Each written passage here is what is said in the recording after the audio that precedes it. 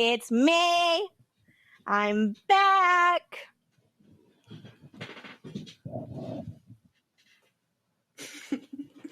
What can I talk to you guys about? Hey, yo, stop what you're doing because I'm about to ruin the image and the style that you're used to.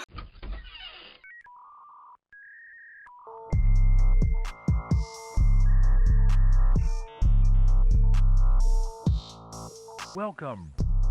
I'm turning 30. Okay. It's a new era. Okay. Do you remember in your early 20s how it seemed like you were like a baby adult? Yes and no. Like when I was in my early 20s, there was, right at 20s when I joined the military.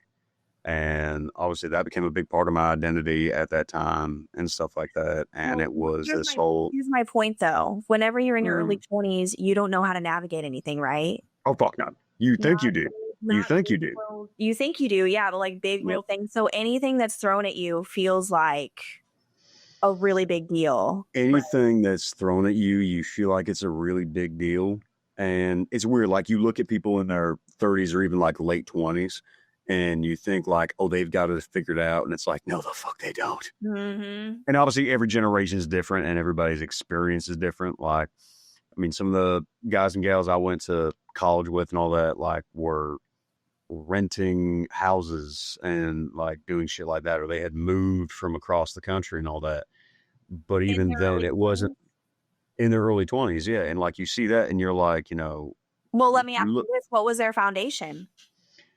Well, that's the thing. A lot of them, they came from a lot of different foundations. Some of them came from broken homes and just needed to get the hell out. Some of them had parents who, mom died, like, I need like $4,000. Can you like transfer out of my account? And like everything in between. And, when you're in your early 20s, there's this really weird, I don't know how to word it, freedom that's rushed, if that makes sense.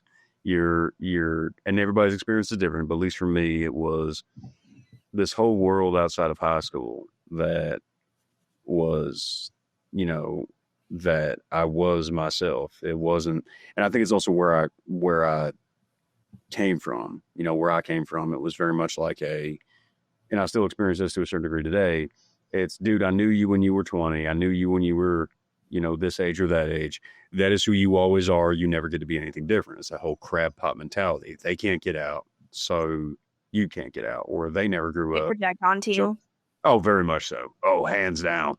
Hands down. Well, let me say this, though. So now that I'm approaching my 30s, I think back on all the things that I didn't know that seemed really hard, that seemed like huge hurdles. And now I know how to move through so many things to where now I've like been through so much. It's like anything that's thrown at me now that I'm nearing 30, I feel like I can completely handle and deal with. But there's things looking back, and that's what this is the point that's leading up to that I wanted to ask you. There's so many things that I think back that I'm like, it's like that whole, if I knew then what I know now, my 20s to set me up for my 30s.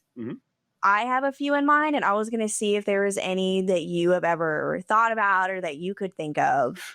I yes and no. Like my experience is very odd. Like I look back at 27-year-old me, and I'm like, that kid's dead. Like he's How old are you now? 32. Oh, okay. Yeah, I look back at like my late 20s, and I'm like, dude, that guy's gone. Like, but part of that is years. Yeah, we're talking less than half a decade ago. I don't recognize that kid anymore. And a lot of him, I tell people all the time who have managed to stay in my life for that long, that kid's gone. He's dead. Like, I've tried to keep the good parts of him, but like, and again, it's a part of, I realize part of it's a trauma response on my part of like so much that's happened since then that I'm like, this stupid kid didn't know what he was doing. This stupid kid didn't know what he was doing. But I know dang well that when I'm in my 40s, I'm going to look back now and I'm going to be like, that kid had no idea of this and had no idea of that. So it's that whole thing of you you blame your past self for not knowing future knowledge, and you can't do that. You You know? can't do that, but No. let's talk about some of those things just to set up anyone who's listening that's around the younger part of your early 30s, or even if people in their 20s are listening. Like, think of Shit we wish someone had told us. exactly. That's a great way to put it. So, like, one thing for me is animals and pets. That's something I think on frequently. I wish Such as. I love my fucking cats. I love them. I can never get rid of them. But if I could go back or if I could tell my kids, like, don't get animals until you are established. No, that hands down. I agree. Because I agree with if that. you have to move, or if you have to move for school, or if you unexpectedly need to move in with someone else, like, they are a hurdle in the same way a kid is. Well, and it's hard because it's like it's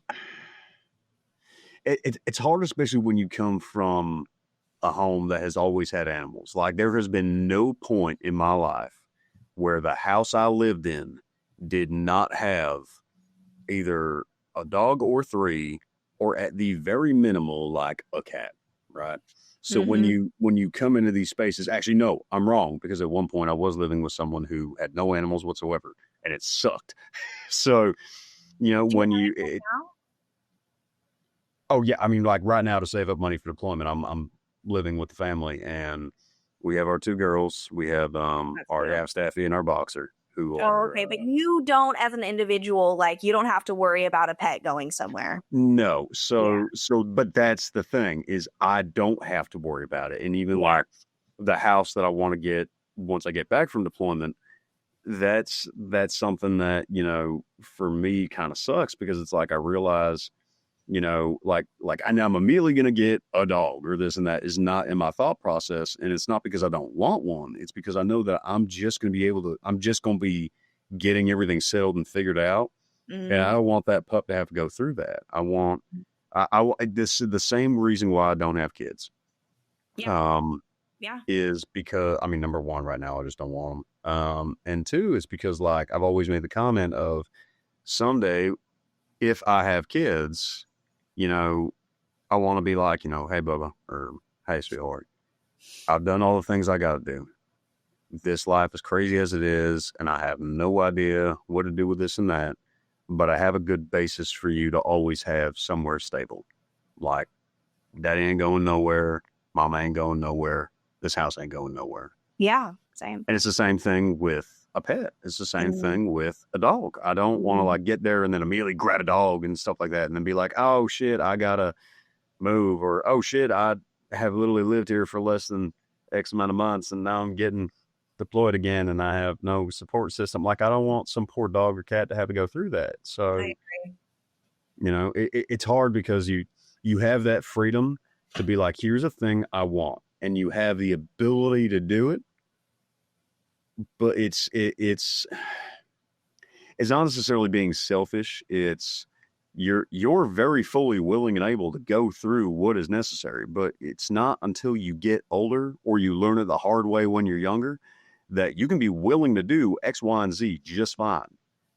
The world doesn't give a shit. Like, you being able and willing to do something doesn't necessarily mean that the world ain't going to throw things in the works that you have no control over, but it's going to affect somebody else. So in this case, a pet.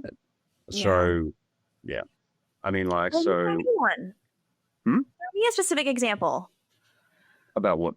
Like, what's something you wish you would have known In my younger 20s? Yeah, like that now, but it didn't. You have to go through your 20s to learn it.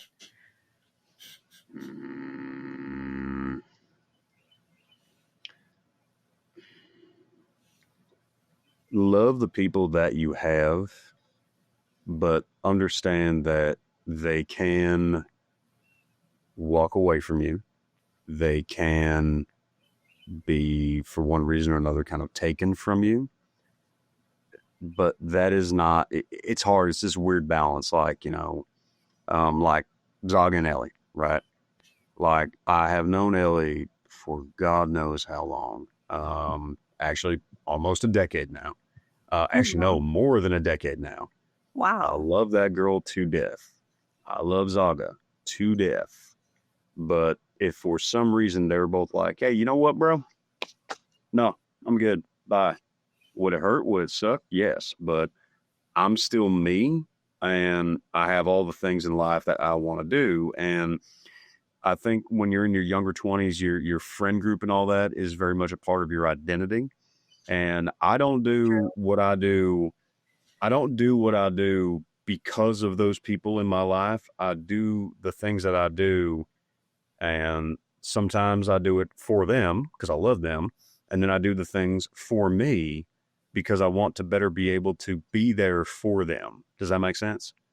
Yeah, but another thought I had while you were talking was the Mm. concept that you can't keep people, but you can keep the lessons and the experiences that they've given. Yes, I it's the kind of whole learned thing of like that. if you have your pack, if you have your ride or dies and all that, it it's hard because it's drawing that balance, right? Like you can't really do a successful friendship that you're expecting them to walk away any second, right?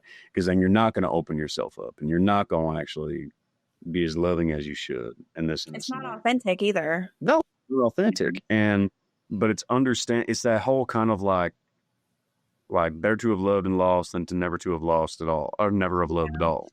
You know, when your friends who are your ride or dies are around, like it opens yourself up, but like homie or honey, love the hell out of them. Honest to God, Yeah. like we all get caught up in so much of this. We always get caught up in so much of this drama, especially when you're in your early 20s. Stuff that really don't freaking matter.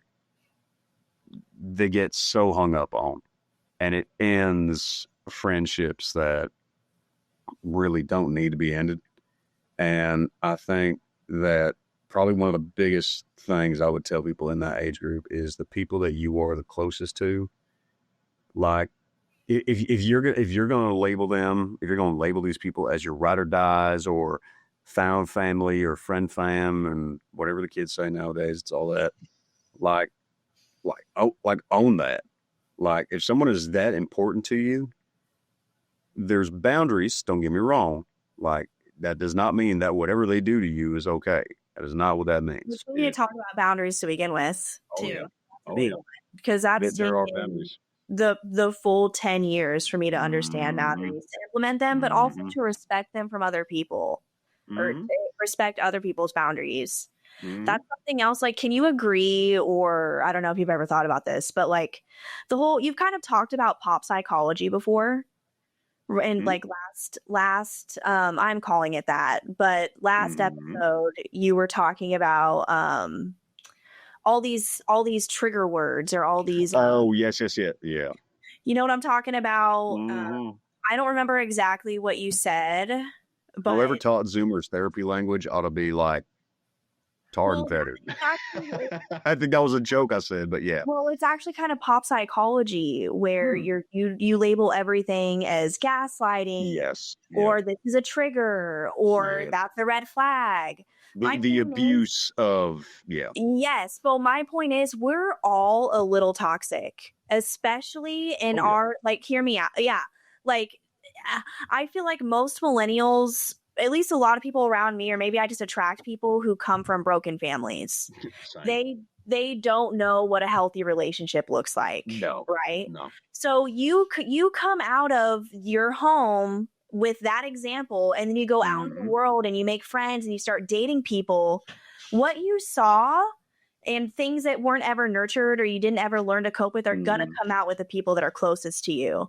So Mm-hmm. that's the thing, is most of us start off a little fucking toxic, but Mm-hmm. I personally didn't realize that I was doing some of these gaslighting things or Mm-hmm. guilt tripping, or until I saw like memes on Facebook or like what it means Mm-hmm. to respect someone's boundaries. I had to Mm-hmm. learn that from literally other people, Mm-hmm. social media. Like so I just think that we need to be easier on other people And and I agree, understand other people's fucking backgrounds. and I very much agree. And it's hard because like there's the flip side of that social media piece because here's and I'm really glad you mentioned that Mm, because the other thing is that like you will have whether it's a romantic relationship, a friend relationship, anything like that, you have a social media piece too that also ruins it, because you'll have like people on social media who are like, if your best friend doesn't do this and this and this, and as if they put the music the right way and the edit looks good enough and they're attractive enough, well, what they're saying must be true. And then all of a sudden you start questioning your friendship that you've had for 10 goddamn years I do that with based my off some relationship. mentally ill Like, person on the fucking internet. And it's like, and I've seen that break up friendships where it's like, well, if you were really my friend, you do this and this. And it's like, where are you getting this from? It's like, well, I saw this thing on Instagram. It's like, okay. And relationships are heavily impacted by social media for sure. Or across the board, and not just romantic Mm. relationships either. Yeah, your self-esteem, who you think you are, where you think you should be. It is a culture of comparing yourself to everyone else. But here's the thing about comparison. They say it's a thief of joy, but it also is what challenges you. Because the people that make you jealous, that is where you need to aspire to be going. Whatever they are doing to make you feel jealousy is like, oh, that's what I should be doing. That's a telltale sign that you want to be doing that thing. But I think the other thing is your version of that. Yeah. So like for example, if carbon copy, it's not going to be the exact same, like you said. But that's hard because at that age, how do you know? You don't. And time, experience, other people you meet introducing you to things. And I think the other thing is like, and I've told people this all the time, like as a kid, right? I wanted to be an actor. I wanted to be three things. I wanted to be an actor. I wanted to be a firefighter or police officer, and I wanted to be in the Army. Now, that's when I was just like knee high to a grasshopper. That's what I wanted to be when I was a kid. And the military thing, okay, started that when I was 20 in the National Guard, right? The police or firefighter thing, I pursued that when I was 30, and then found out that the department I was going for wasn't for me. And then the firefighter bit came in around last year, and I love it. I'm like a teenager when I hop in the truck. I'm focused and I'm working and my brain is there and I'm energizes you and fuels you over takes your energy away. It's not a, oh shit, I gotta do this. It's like, dude, I finally get to do this shit. Yeah. And then the entertainment piece is like, okay, I'm not an actor yet, but I'm doing between the audiobooks and this and that. Like I get to do that. But part of what made those things possible were the hard work and the skills and the this and that I learned throughout my 20s. That during my 20s didn't mean shit because you weren't at the goalpost yet. It kind of reminds me of, I forget who said it, but it's the whole people praise in public what you've practiced for years in private. It's like the guy who's building up your skill set. Yes. And in your 20s, the time that you do that. But the problem is that a lot of these kids, because we felt it too, is you feel like you turn 18 and you better have that skill set, like right now. You better have everything figured out and you better have it. And it was the experience. By the time you turn 18, it's like, what? So I should start doing this shit when I'm 8? Like, but that's the pressure they get put on a lot of them. And so there's this constant feeling like they're not doing enough for a bar that's set by people who are so far beyond them, and it's just an unrealistic expectation. The bar is set for people that were, or by people that were in a different time. Where the 40-hour work week made sense because there was they were a partnership. Well, a 40-hour work week would actually pay your fucking mortgage. It would pay all of your bills, but the thing is, it was built for like a part. What's it called? What's that phrase? When it's like that all-American, husband, wife. With the post-nuclear modern family thing. Yeah. I think technically the full term, I think it's nuclear. Post-nuclear modern traditional family. Yeah, the wife did all the cooking, all the cleaning, took care of the kids, and then the husband did all the working, and it was able to pay everything. They were taken care of. Everything was golden. But the thing is, it's not like that anymore. There's a lot of us are not married. We're doing it by ourselves. We're having to work this 40-hour work week. Also pay which doesn't pay all of our bills. So a lot of us are having to Mm-mm. have second jobs or side hustles. Mhm. And then we have to be an adult, do our errands, take care of our household, go to our appointments. Mhm. And then for us who are creatives, have to work on our creative stuff on the side. Like, Well, it's and so that's the funny thing, because I've had to really think about this. It's like ever since I started this whole doing the creative thing full time, it's a damn roller coaster. Like when the money's there, the money's there. When the money ain't, the money really fucking ain't. And it's a struggle. But I still remember working 60-hour work weeks and still having issues of like, oh shit, this ain't paid off and this ain't paid. So whether you're all the way over here or all the way over here, you're dealing with the same problem. It's just different ways of the problem manifesting, and it's like whether I was making a whole bunch of money at once for a thing that took me 2 to 3 weeks or a month to do, or I was getting a good steady paycheck every 2 weeks, bills were still hard and this and that were still hard. And it's like, But are you saying one way your mental health struggled and the other yours it didn't? I wouldn't say that in any way my No. mental health didn't struggle. It was just a different struggle. So are you just saying it? I'm trying to like bullet point what you're saying. So like it doesn't matter what outlet you take. It's kind of like what problem would you rather take on The- type ordeal? yes and no. It's when you do what you're supposed to do, right? When you did things the way that we growing up were told, do this, and everything will work out. No, the fuck it don't. Yeah. And when you get told, oh, for the love of God, don't turn into this, don't be this, don't be a creative, don't do this and that, it can work out, but you deal with the same problem. So it's almost like if you do like the traditional, like, yeah, go do this, Go to sacrifice your soul to the school. count. Yeah, like no matter what pathway a lot of people took, we're all still struggling, and I kind of said that like towards the beginning of this, is that Thought like, about that. Like yeah, and school is like, hard in its own right, but so is mm, being a creative because mm, school's hard and exhausting in one way. But then if mm, you decide to like kind of go the entrepreneurial, I say it weird, but the entrepreneur path, then it's like mm, you're putting in the same hard work just in a different way. Is that mm. similar to what you're Yeah, it's the whole thing of like, okay, well, what way works and saying? what way doesn't. And you And spend your lately, whole no matter. he's figuring out what works for you. Yeah. Yep.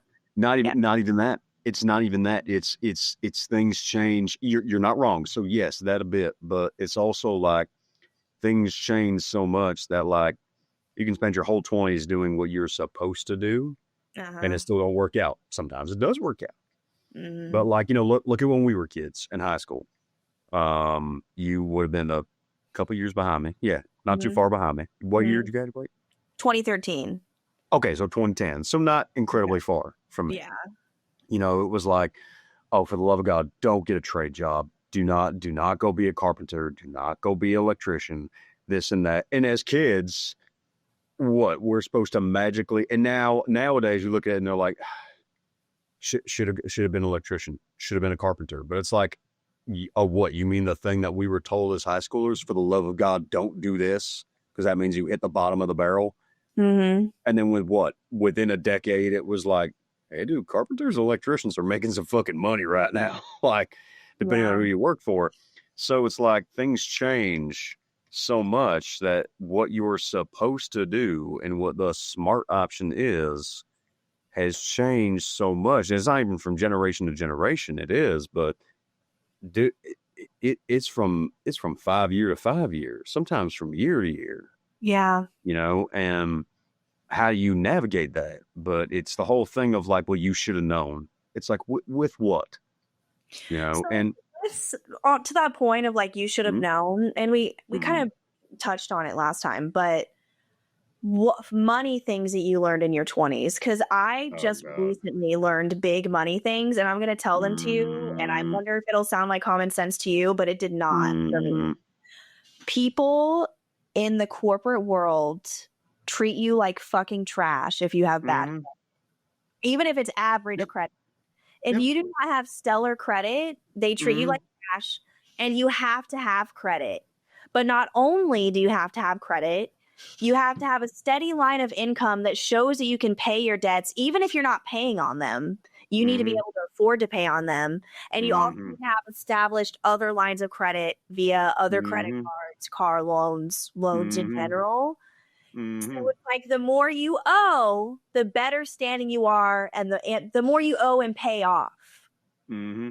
the better you standing you are, the more people will loan. But they will, if you do not have all three of those things, they'll treat you like you're fucking less than. And Yep. like I said, credit does matter. It doesn't. Yep. You have to play the fucking game.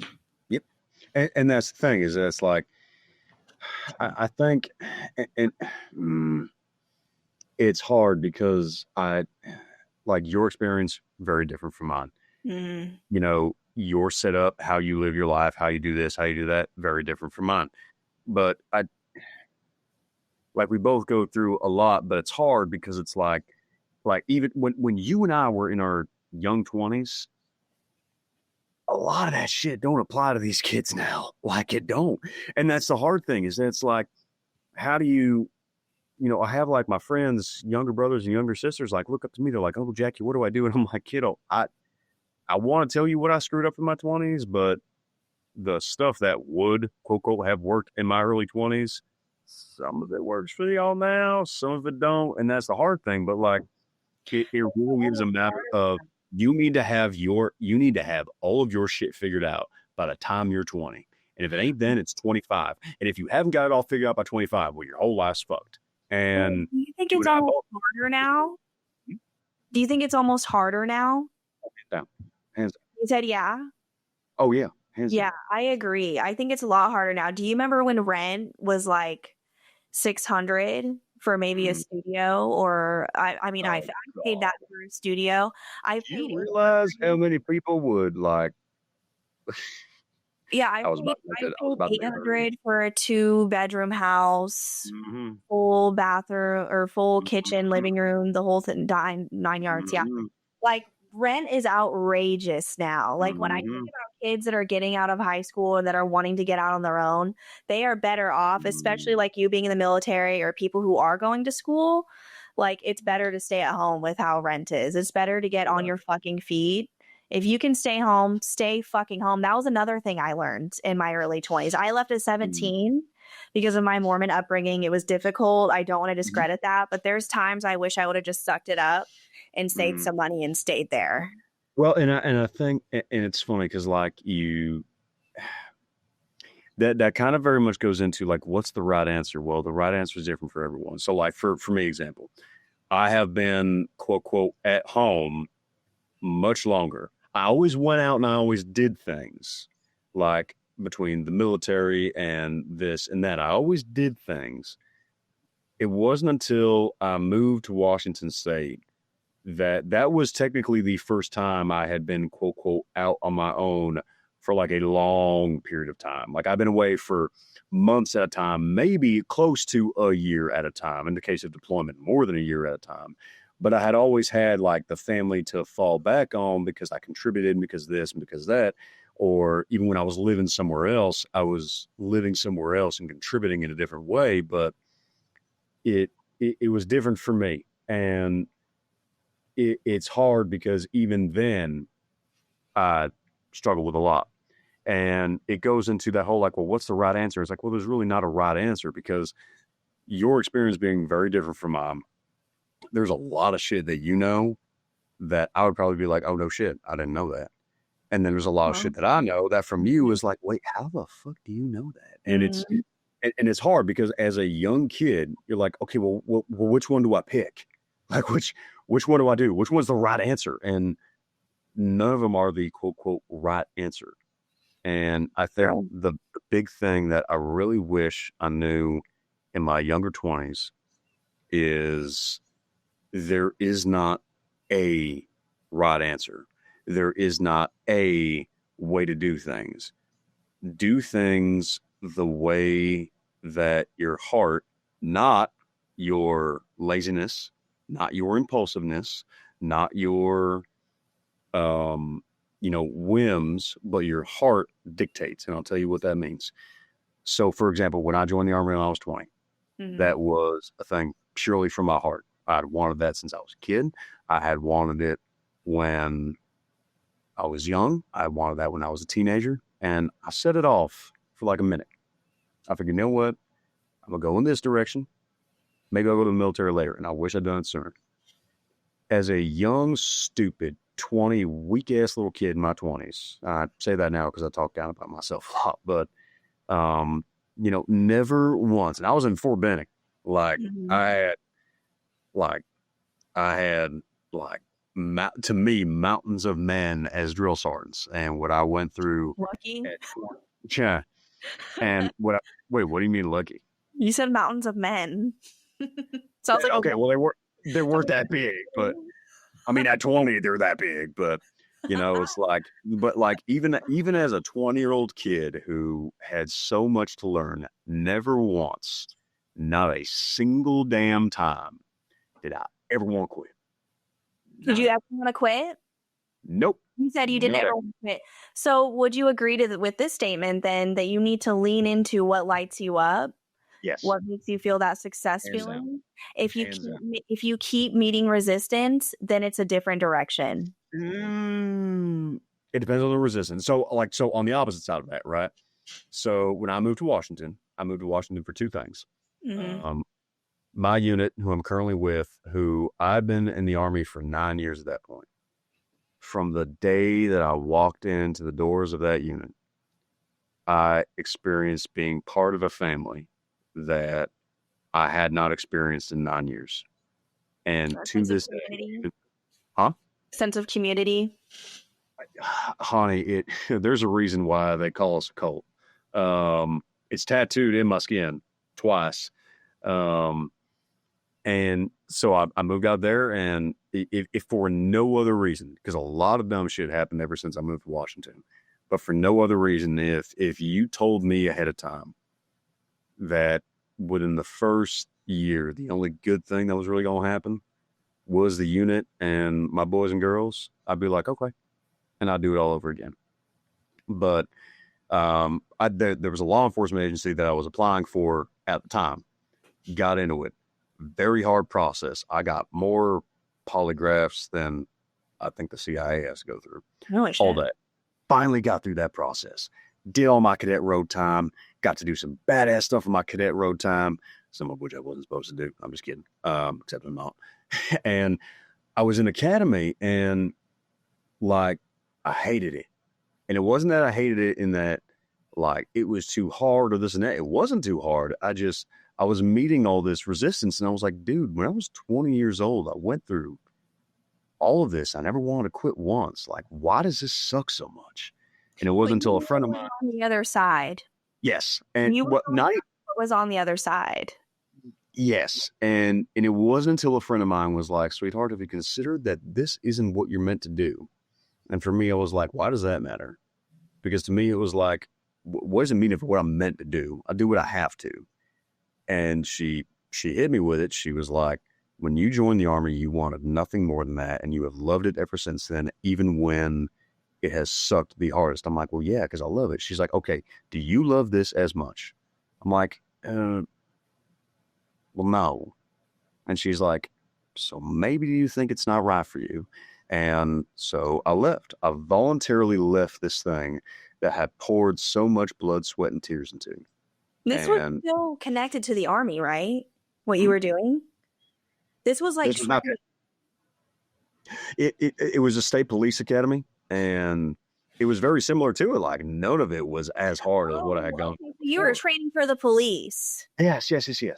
Okay, so you're proving my point. You're saying that this was resistance, and so you needed to go. This was resistance for something that was not as hard as some. I'm sorry. Oh, I'm sorry. No, that's my bad. I probably didn't explain it properly. Okay. But this was resistance coming from something that was not as hard as what I had gone through at a younger and weaker age. Something that I had thought I wanted to do, but it wasn't the resistance of like I wasn't meeting it, because even one of my TAC officers, when I left, she was like, you've been one of our best performing candidates. Like, but you felt it inside. Well, and I even told her, I was like, ma'am, I've never quit anything before. I don't know how to take this. And, like, God bless her. She happens to be watching this.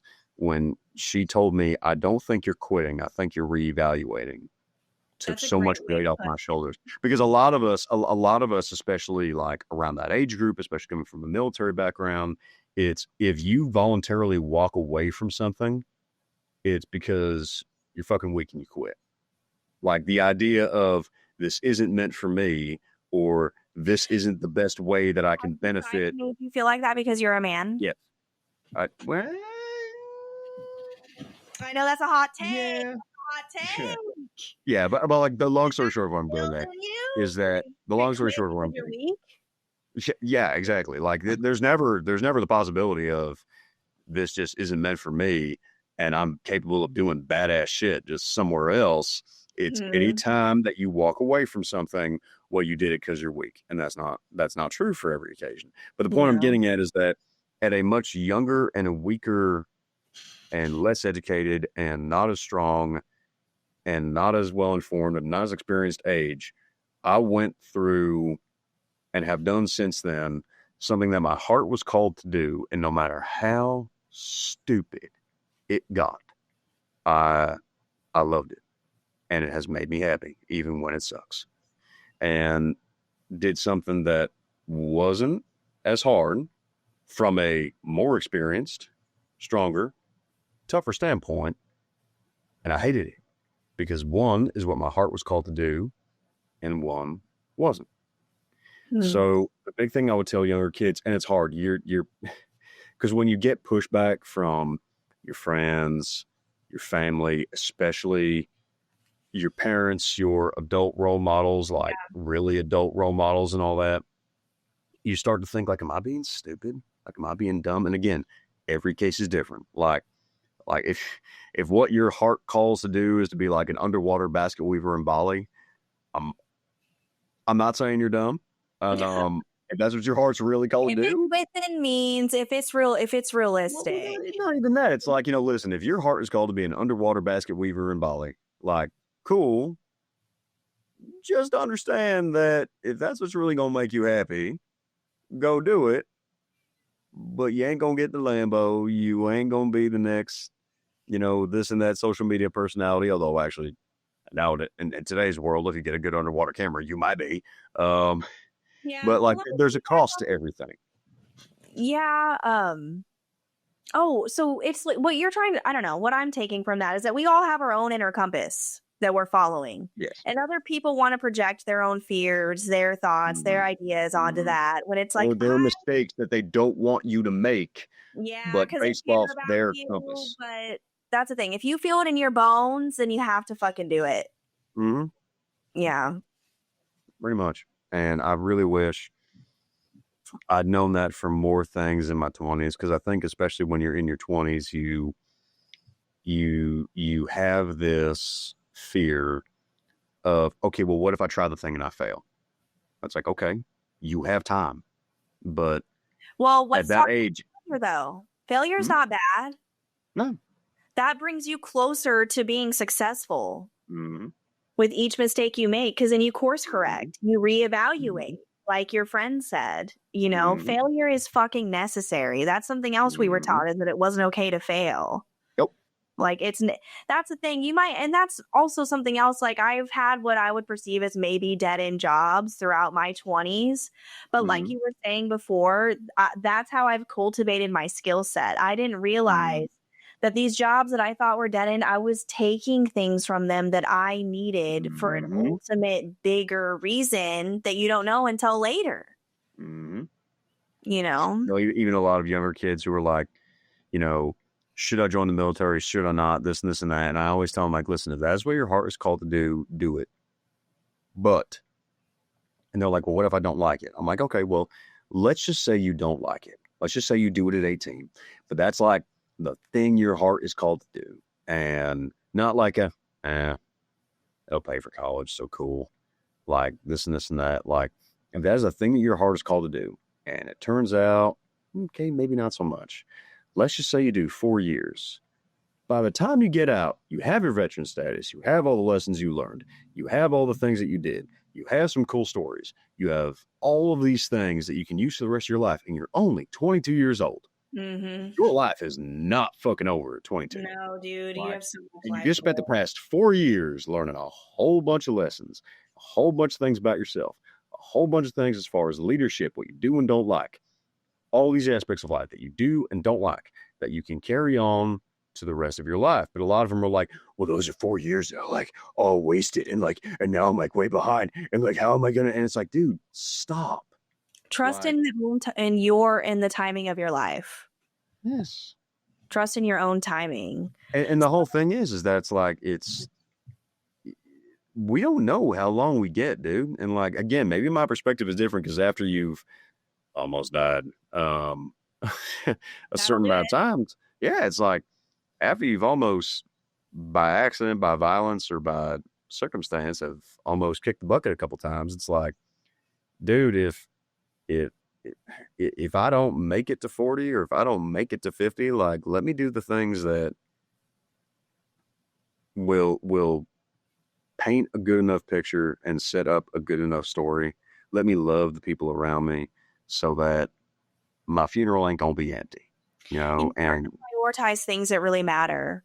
oh yeah, oh I yeah. felt like I was such a lone wolf throughout my 20s. Like, I was like, I don't need my family. I don't need anyone. I got this all figured out. Like you said in the beginning, like you think you know everything. As I've gotten closer to my 30s, I have valued my family more and more because that's the thing. Mm, Like, friends come and go. You're fortunate mm, if you have 2 to 3 friends that fucking stay or that you have had for years. mm, You're fucking fortunate. The older you get, it is harder to make friends and to find those deep mm, connections. Your family is always going to be there. Now, of course, there is the exception to that. Like I said, there's parts of my family that are very broken, but right. for people who do have like their family, and if you don't have direct blood family, the people that you've met along the way, there's so many people that I'm close to that I'm not related to that have become Mm-hmm, my family. mm-hmm. But But even setting those boundaries. Oh, sorry. No, go ahead. I wanted to get a little spicy and start talking about romantic relationships before going to the Oh next boy. segment. Yeah. You're gonna apply to all the book talk girlies, but all right. What'd you say? You're gonna appeal to the book talk girlies, but all right. Well, They let's probably find ain't gonna like my answer, but I've had to learn a lot of fucking relationship shit. Like we kind of touched on mm, earlier. You start off not so hot as far as healthy behaviors go. mm, Communication, mm, learning if you're compatible. Something that's common, and I know a lot of girls do it too. I don't know about boys or what you'll think of this, mm, but a lot of people, especially when they're younger, they'll be like, well, say I really like you, you're a military guy. So even though I don't know anything about the military, I'm going to pretend that I have a military knowledge to try and relate to you or to appeal to you, or that I'm into sports or that I'm into fishing. I mean, I do like fishing, but I am not a sports person. So you start to change yourself, or like say you're an outdoorsy guy. I'm like, oh yeah, me too. I love to camp. And then in reality, I don't, I hate being mm, outside. So then it's mm, like you fell for a complete lie. mm. Have you ever been the recipient of that, or have You know, it. I would say so. Here's the thing. I would say that I never really changed what I never really pretended to be something I wasn't for the sake of a relationship, which is probably why I'm not married and have no kiddos. Now, granted, in the long scheme of things, both those things are a good thing. However, there are times where I wonder, if I had just done this or if I had just done this. And it's just like, okay, but you have no idea where that would have gone. You could have been in an absolutely miserable marriage with, a kiddo that's not going to deal with a mom and dad that don't like each other, so on and so forth. But I think more what I've noticed, and this has changed even from when you and I were in our early 20s, mm, not have Instagram telling us every 5 freaking minutes, if your boyfriend doesn't do this and your boyfriend doesn't do this, he doesn't actually love you. or if Coming he from doesn't post to you? yes, well, no. If he wanted to, he would. Let's just apply that to everything, so that when he sets his boundaries, what that actually means is that he doesn't love you.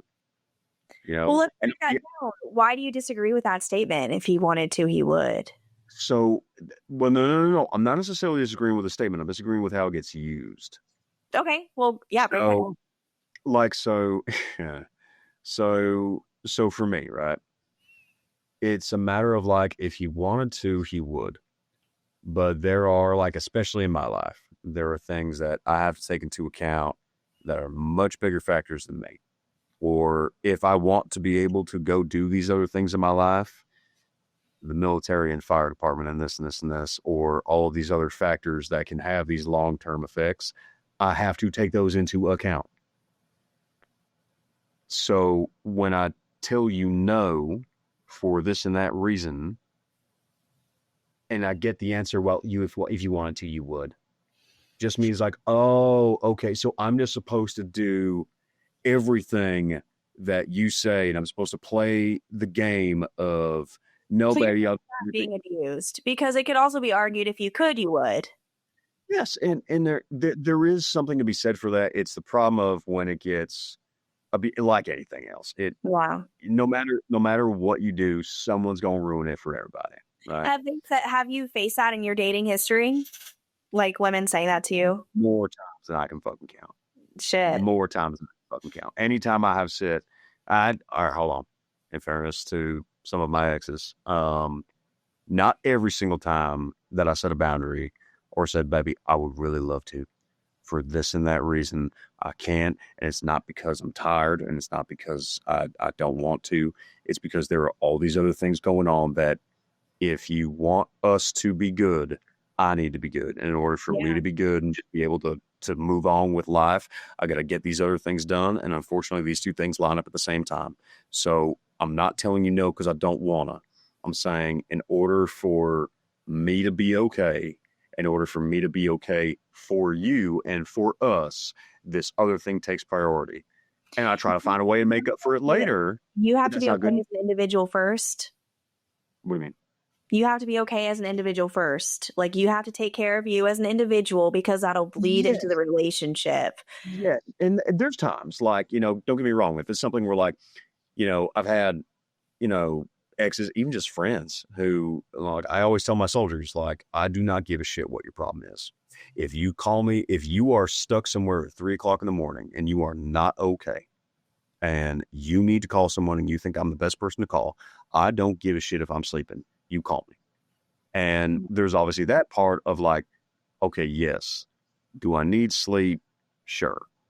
But I'm willing to give that up for this and that reason. Or, if it's like, listen, I know you had plans to probably chill this weekend. I'm in a fucking bind. Can you puppy sit the dogs this weekend? If I don't have a outstanding reason that's going to screw somebody over and I'm already dedicated to do it, yes, but that's what I'm saying is Yeah. that it's the whole, if I say no, a lot of how it gets used nowadays is, well, if he wanted to, he would. And that's And annoying. and that's where I feel like that gets overused. Basically, if a guy ever sets a boundary or ever has a reason why he tells you no, whether it's based in, logic or fact, well, if he wanted to, he would. And at the same time, it's hard because it gets flipped with guys also. Like there's so much dumb shit I see on the internet of like these dudes who are like, hey, kings, if you're, if your lady has a guy friend, he's not a friend. He's just in this. She shouldn't have any guy friends. It's like, homie, get the fuck over yourself. Like, calm down, and it's so much that gets overused and abused both ways. And Well, did you learn that throughout your 20s or like what's something that like that you took from your 20s and from dating? oddly enough, I would say the things that got me out of bad relationships when I was in my 20s, I have always carried through. Now, don't get me wrong, I have never been like the master of love by any stretch of Right. the imagination. Plenty I've messed up and there's plenty I've learned. Master of love. But I think the big thing for me is that I had a good female role model in my mom. My mama, when it came to, because it's the same way, like, I forget the term for it, but it's basically, the way that a woman has a relationship with her father. can help set up what she kind of expects from men is the same way Yeah. like a man has a relationship with his mother, that of what he expects from women. And for me, it's like my mama kind of always taught me, like, honey, no woman ever fucking runs you. No woman ever owns you. If, she never at a young age was like, you should do this and this and this. She taught me, like, open her door, be a gentleman, do this, like treat the women in your life well, relationship or not, friendships included. Just being a gentleman, not for the sake of just a relationship, but just be a gentleman in general. But it was kind of one of those things where I got very lucky in that I had a good relationship with my mom and dad. And the relationship with my mom and dad, like, my mama doesn't do fucked up shit to my dad. Are they So, together? yes. Have they've been together this whole time? So that goes in. Well, yes, they've been together the whole time. In essence, yes. He was not. He was not there when I was born. He came into the picture later in life. Long story short. Would you say that you've had an example of a healthy relationship in your life? Oh, hands down. Oh, hands down. I've been very lucky in that. In my mom and dad, like my mom and dad don't fight. Like, they disagree on something, but my mom and dad don't wake the house up screaming at each other at 3:00 in the morning. Like, So, no. did you ever have to learn conflict resolution, good communication skills? Yeah, because I watched it in my mother and father and my mom and dad. Like, they'd have a disagreement on something. Like, did that come naturally to you then, and you're dating? I would say so, except at that age, I thought I was doing something wrong. So, like, when she's yelling and screaming, and I'm like, okay, honey, that's not what I meant. And where I now look back and realize I wasn't yelling, I wasn't screaming, I wasn't giving her what she wanted, which is yelling and screaming so she can blame me for it later. And I think you would internalize it. Oh, hands down. And be like, this is my fault. I'm doing something wrong. Yes. And now looking back on it, this person just wasn't getting their way. Yep. I look back on it now and realize, they weren't getting their way, which, sorry, I don't have time for games, bye. But at that time, at that age, and I kind of experienced that now a little bit, like after all that time frame, but there are times where it kind of feels like I almost have like this curse over my head, where it's like, even I've had, young women in my life who have wanted to date me. And I've been like, not recently, but like, and other points in my life where I've been like, sweetheart, I like you, you like me, but with how my life is and how this is and that is, I build that idea of like what they're looking for. And it's like, sweetheart, I'm not going to pretend to be what you're looking for. Like, you want the ring, the house, the kids, the dog, the white picket fence, all that tomorrow. You're saying you've never been a picky bitch, even in your early 20s? A picky bitch? Oh, I don't want to say I'm a picky bitch. Pick me. Oh, pick me. Maybe I feel like a lot more women struggle with that than men. I was a total picky bitch when I first started dating. I was like, anything you want, I will make fucking happen. I didn't have any boundaries. Yeah. I was like, I will become your dream. Like, but that's because I didn't know who I was. Like, it took a lot of self-development and character development to know. And another big thing I had to learn, I don't know if it's because I'm a female, I don't know if it's because I grew up Mormon and I was conditioned to want to be married, but I looked to a man for security my whole entire dating life. And so oftentimes even throughout the relationship, if I wasn't compatible with this person, or if there's so many red flags or like legitimate red flags, or if we were in a rut that we could, like, bad communication, weren't compatible, it didn't matter. If they were selling me on their security, I would try and make it work. And I would hang on for and I would settle because of the security. So like you're saying right now in your life, I don't know if you were saying right now, but like there's been a period where you're like, I just can't date right now because I can't give you all of that. I don't know if that's where you were going with it. No, and that's kind of where I was now. Right. No, and I kind of have always been that way, but the problem is that when I was in my early 20s, I thought I was the problem. Like, I thought that either I'm selfish, or, like, how do I word it? I listened to the words being thrown at me and I took them at face value. Because at 20, you can't tell.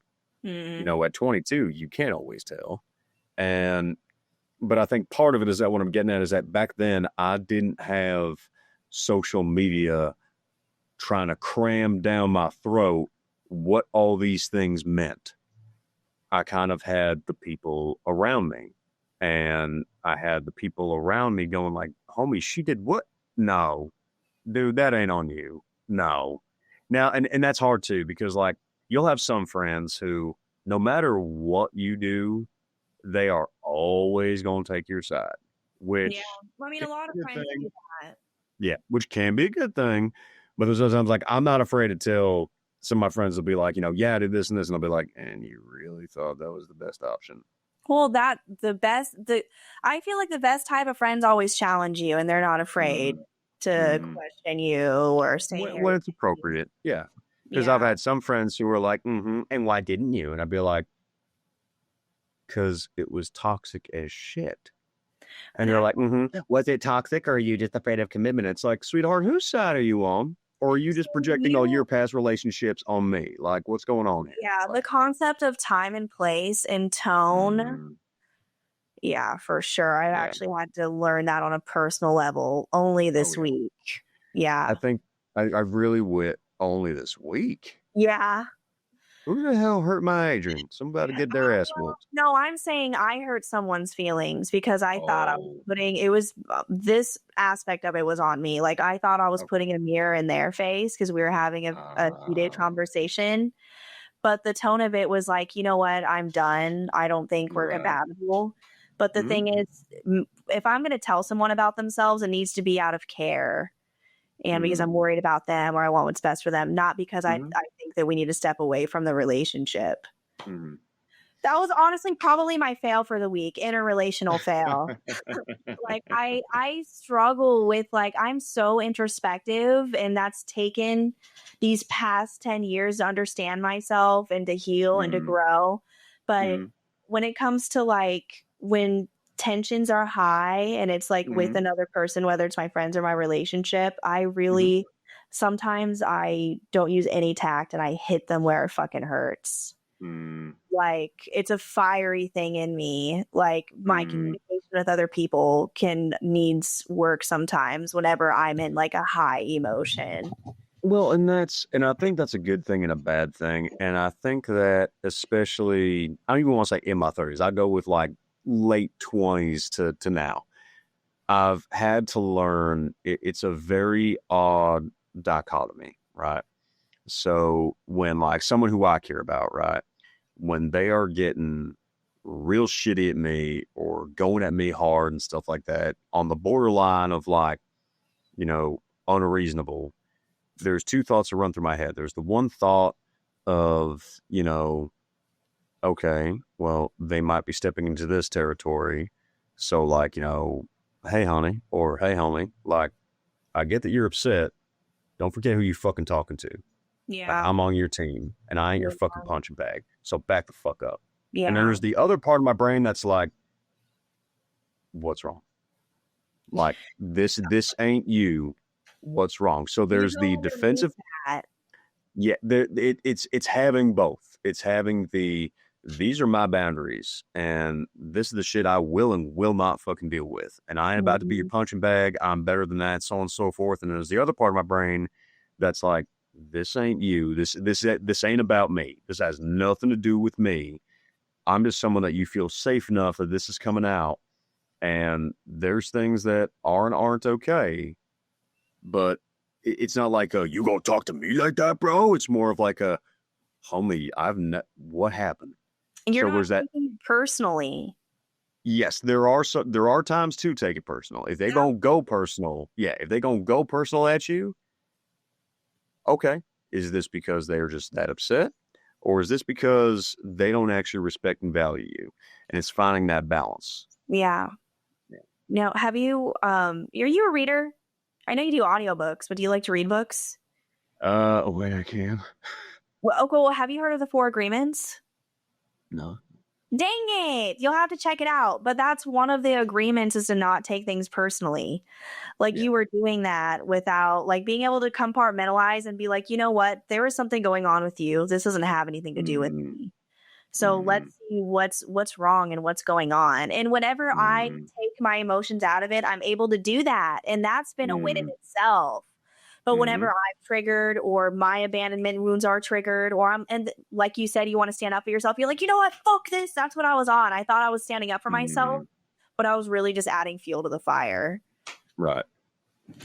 Yeah. And it's hard. You don't really learn that when you're that young. I mean, I'm not saying that no one who's that young can learn that. That's not what I'm saying. Some Yeah. people, they do learn that part. I've learned that if anything, there is always a balance. If you are really good up here, there is something that you are all the way down here on. If you are really good at one thing, you suck at something else.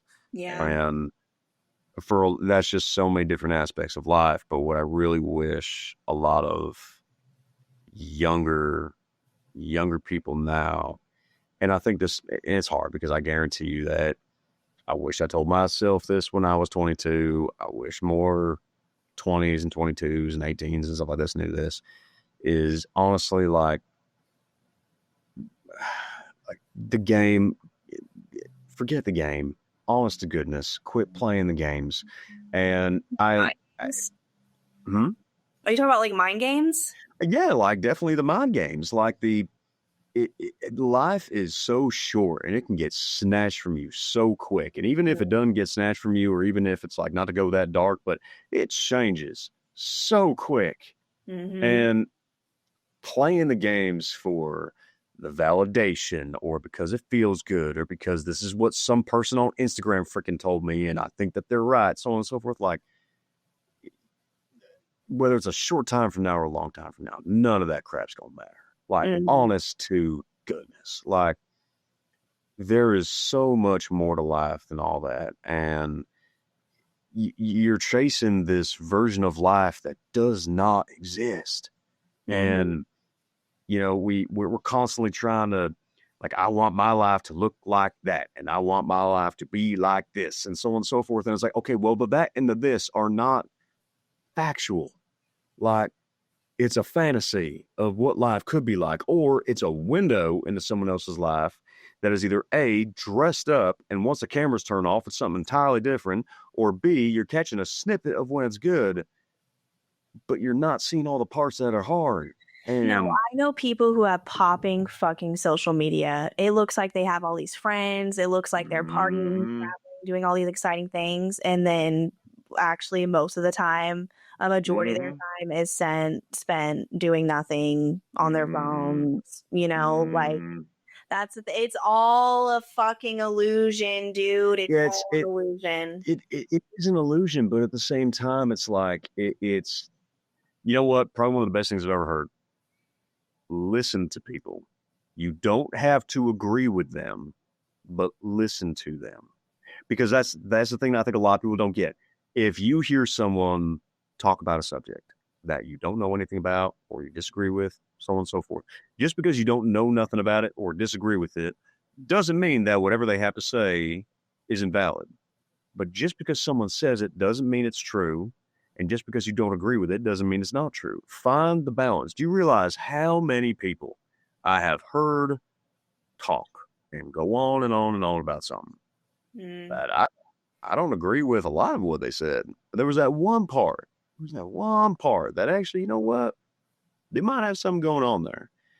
You don't have to, if you listen to one part, doesn't mean that you have to believe the whole thing. When you give someone your time, it doesn't mean that they own you. Yeah. When you agree with someone, doesn't mean that you agree on everything. And when you disagree on one thing, it doesn't mean that y'all can't get along.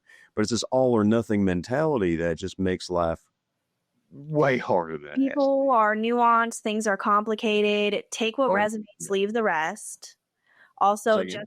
just take what resonates, leave the rest. Mm-hmm.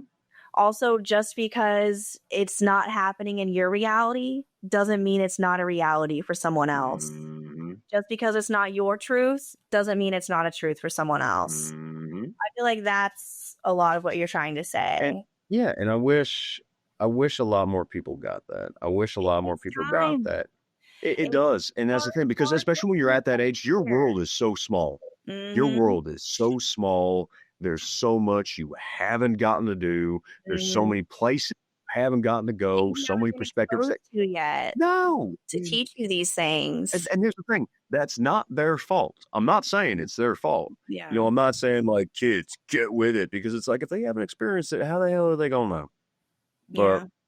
I guess that's the big thing that I wish a lot of these younger kids knew, is like, Bubba, I'm not telling you that your whole life as you know it is a lie. What I am telling you is that your reality is your reality. I get that. Not No, exactly. hardly ever is it what you Exactly. think it is.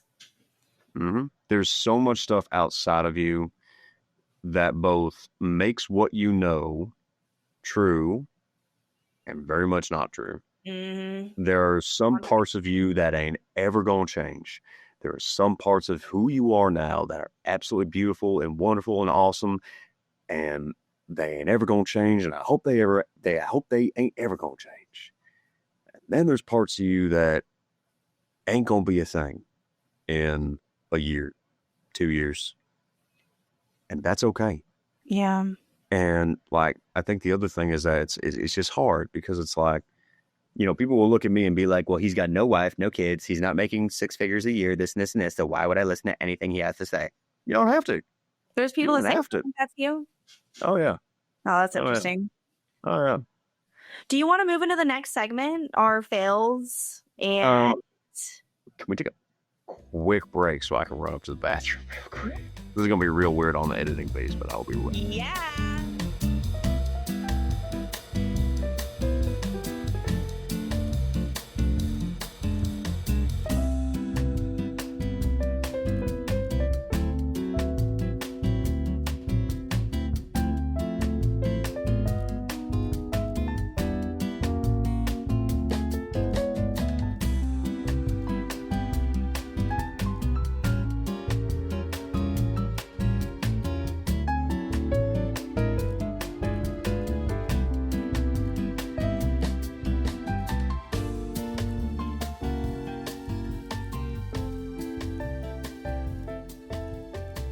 From all that, going into the next and probably last topic before Zaga runs up the stairs and kicks our ass. Well, we have adult wins and fails, and then we have to do the history. Oh, yes, you're right. Yes. All right. Adult ones and fails. Okay.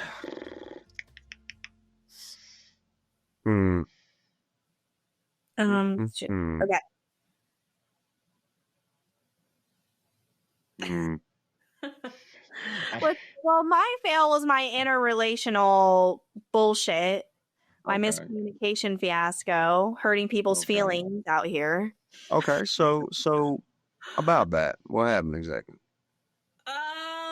Wait, hold on. First off, none of my business, ain't nobody's business but yours. But from what you're willing to share, if anything, I will protect. I'll give necessary details. So, long story short, I'm an emotional person, I would say, but I have a certain capacity. This person felt like I wasn't being emotionally supportive enough, basically, but I felt like I was doing all I could. So it comes down to like incompatibility, because I'm feeling like I have to walk on eggshells to make them happy, and they're feeling like their needs aren't being met out of our friendship. So that's what happened. But her way of telling me was not okay. And at first I had a very calculated and measured response. But then later something happened and I got in my feelings about it. And that's when I was like, you know what? I'm not going out without a fight. So then I went. It was just like, ah! Like, you know what, bitch? Your makeup was never on fleek, not once. If I was a villain, I would be the Hercules guy, the blue flame. But yeah, the devil. Yeah, Hades. I would be Hades. Yeah, he gets like, it's like that meme where he's like, ah! And then it's like he's like, all right, I'm cool. Like, that's how I am. To a T. Yeah. I mean, you know what? I think in there's both the win and the fail. There's the win of realizing your personal boundaries and what is and isn't okay. Yeah. When the fail of how you respond to it. But at the same time, that's a fail depending on who. Because depending on who you ask, one camp will tell you, oh, what, we're supposed to be our corporate versions of ourselves all the damn time. And there's the other version who's like, easy. So I'll get that. Like you, I really crossed. So I learned a lot from this, which I guess would be my win. I learned that I lack foresight.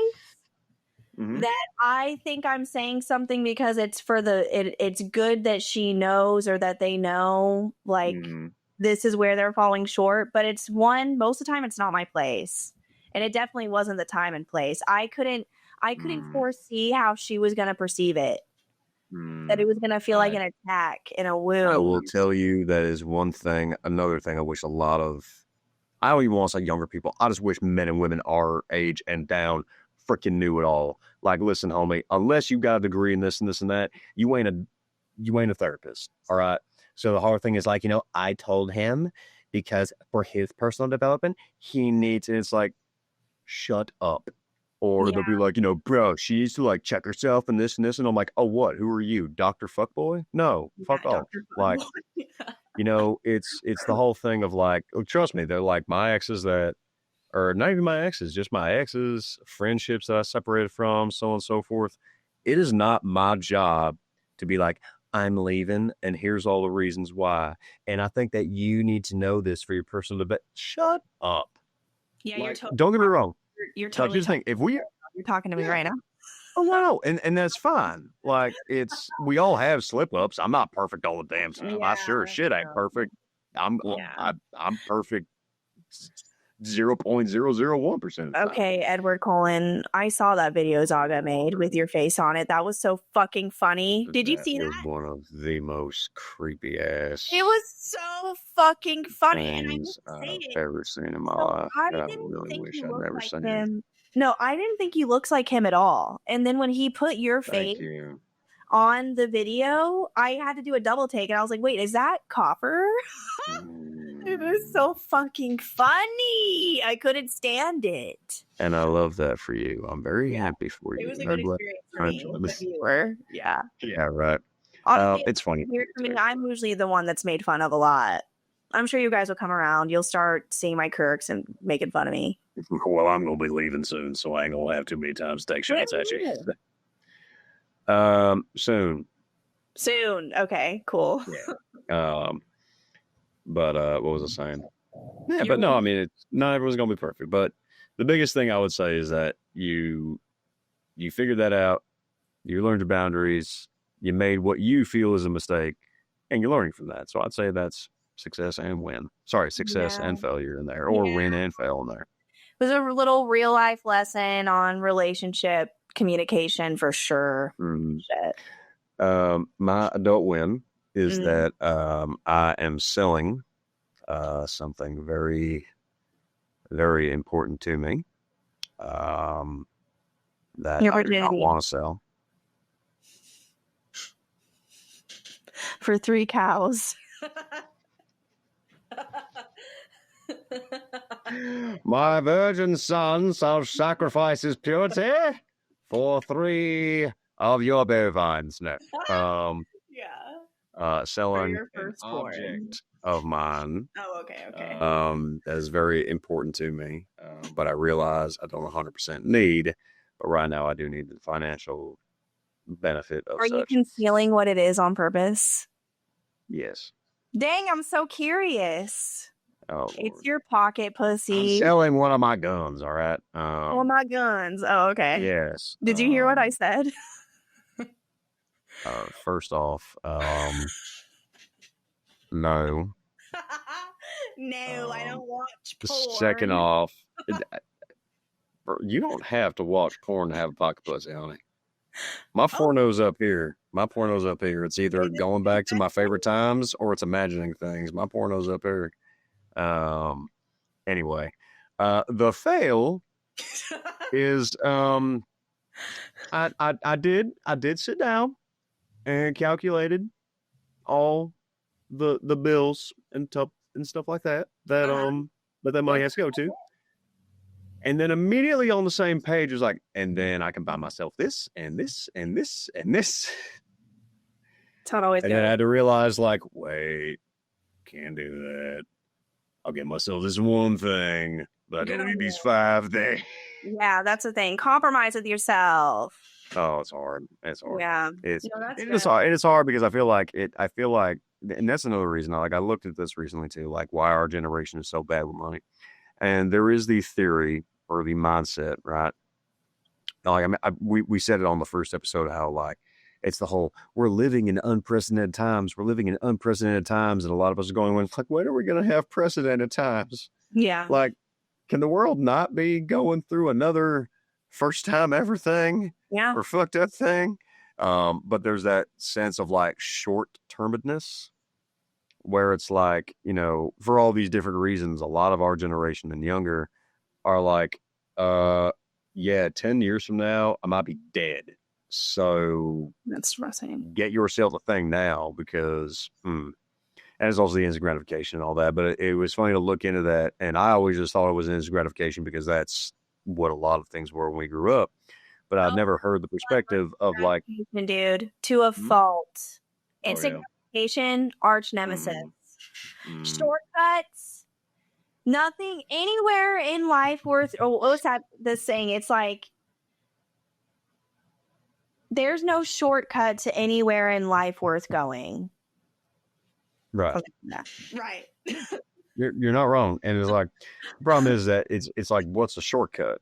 Like, that doesn't mean that we have to do everything the most painful, long, stupid way possible, or it's not really worth it. It's like, there's playing hard and there's playing smart. You know, there's working hard, there's working smart. Work smarter, not harder. Like, just because you did something the hardest way possible does not mean that it automatically gives it the best equity, right? But cutting corners to where something gets worthwhile is a process, and it's going to be hard. It's just hard in a different way. Yeah. You know, do you work smart or not? Yes, exactly. Yeah. Choose your heart. Or not a shower. 7 inches, as Nick. What? That was on the old podcast. That was on the old podcast where Nick's made a joke. Nick was making a joke about mine, and he had like a handkerchief, and he was like, "Is it like this?" And I was like, "No, longer." And I had to like guesstimate. And Ellie Copper is telling me about his penis right now. It's not necessarily what I'm doing. So we're doing together. No, Lord. Yeah, 7 inches says. Pixar didn't happen. So I keep saying no. No. Not happening. Okay. On that note, history. Yeah, I was just gonna say history. Oh, what? He had a few of them. So do you want to go first? Yeah, we can do either one. Hold on. Where is it? All right. This day in millennial history, in the year 2000. Wow. Yeah. On this day in 2000, Eminem releases the Marshall Mathers LP on May 23rd, 2000. Eminem released his third studio album, the Marshall Mathers LP. Damn, dude. Where are you Holy seeing that? shit. I'm in the group text. I know. I'm looking. Okay, first off, are you an Eminem fan? All the real shadies, please stand up. Yeah. All right. So, first off, it's not all the real shadies. It's all the real Slim Shadies. Because I'm Slim Shady. Yeah, I'm the real shadies. All you other real shadies are just all you other Slim Shadies are just imitating. So both the real Slim Shady, please stand up. Actually, one of the only fast rap verses I know is from an Eminem song. Please do it. Okay. It's from did you ever listen to Nat, the one where he talks about like what's going on during COVID and all that? Oh, this is a new one? This was like while COVID was happening. Oh, no. I thought we were going to do his old. No. Go listen to that song and then get back to me. And then you will do it? you and I will get on a private call after you have heard the song, and then I will do it for the podcast. No, because I don't want to be totally inappropriate with an opiate groping when I'm holding it like a trophy and hoping a little code into getting OD and whoa, everything is slow. I'm getting the float and I know I'm getting loaded, but it's loaded for ocean with the floating utopia. Because the order I'm an OG, I'm at the go here. If you get a little bit of sodium, it's sold. I'm at the podium, at throat, holy commodium, and the zone with shit I'm on and ammonium and come up because nobody's even closer to petroleum to plutonium, euphonium at the crib, which I hold, at the whole like boat. Yeah. Yeah. Oh, Lord. What just happened? Hell yeah. A lot of memorization. That's all. I'm anyway. Impressed. Dear Diary. Hey, dear Diary. I'm impressed. And okay, you know what's so crazy is I saw that earlier. Hang on a second. Also, May 23rd, 2000. Oh my God, this makes me feel old and I don't like it. May 23rd, 2005, 20 fucking years ago. Gwen Stefani's Holla Back Girl tops U.S. charts. Gwen Stefani's Holla Back Girl was the #1 song on the U.S. Billboard charts. Charts. Charts. I said charts. Charts, not shart. Chart. It sounded like you said sharts like 3 different times. Oh my Lord. Like chart. Sharts. Jesus. Okay, I was gonna say that was in 2005. That was in 2005. That was 20 years ago. I know how to spell banana because of her. Bananas. We all do, buddy. We all know how to spell banana because of her. B-A-N-A-N-A-S. Okay, yes. I read the one about Shrek? Bananas. B-A-N-A-N-A-S. 2001. Shrek was released. Where are you seeing that? I don't know, but it's true. oh, you're talking about the year. Oh no, it's like this specific day. It's like the days is coming out, May 23rd, right? And then finally the last one that he gave us on here. 1995. The final episode of Full House airs. Dude, May 23rd. I don't know where that is. I'm losing my fucking mind because I swear I saw that earlier. Taking care of it. It's okay. I got it. Daddy's got it. Calm down. All right. Okay. I'm here for you. Okay. Sorry.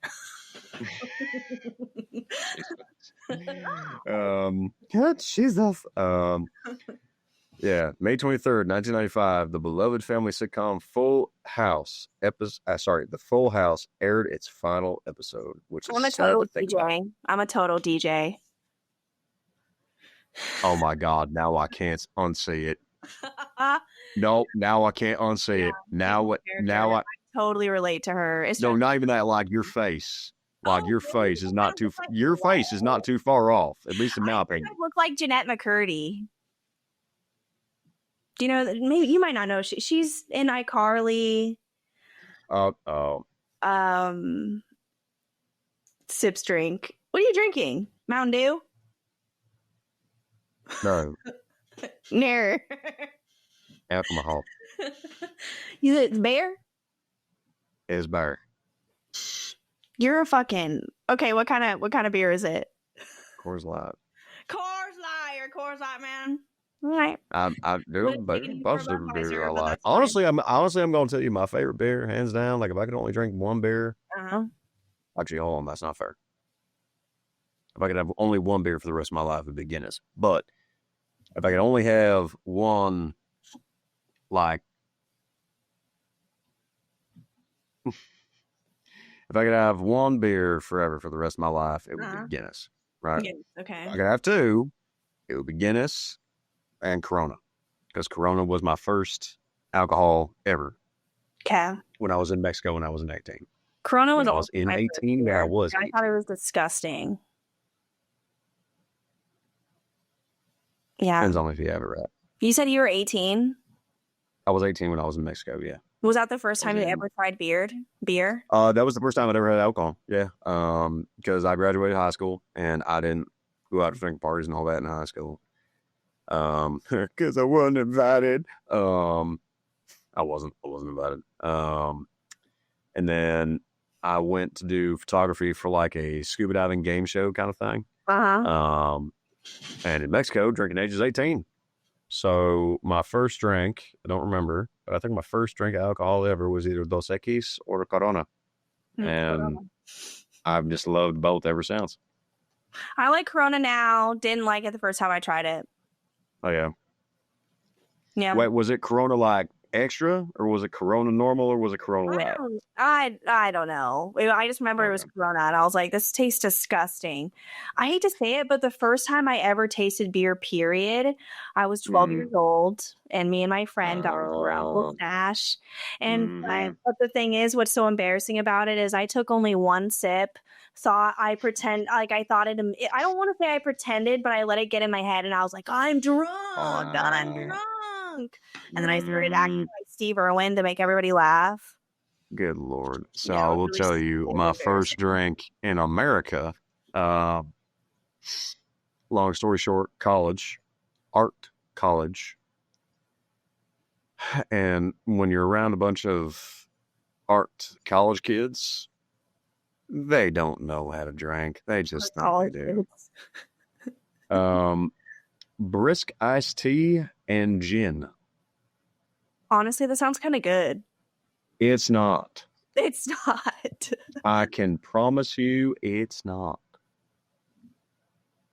Well, shit. But it's not. No, it's so not. Is he going to come in, or did we have to text him when we're done? Are we done? I think you said text him when we're done. Oh, I don't know. Are you done with me already? Am I done with you? Mama, Papa, am I done? Mama, Papa. Okay. I think we covered everything. I think we did good. I think we definitely went over time, and he's going to be mad at us, especially with a little break we had. Because it took us a few minutes to start. We did, but he said keep it under an hour, and we did not keep it under an hour and a half. Well, the problem is I think that you and I are much more similar than I think he, nor you, nor I anticipated. You think we're similar? Sweetheart, the amount of subjects that we went, hey, here's my viewpoint, and the other one went, oh my God, I know. I kept up with you mentally. Yes, we can keep up with each other mentally and understand where the other person's coming from rather than, no, I have no idea what you just said. Oh, wait, what's that mean? Wait.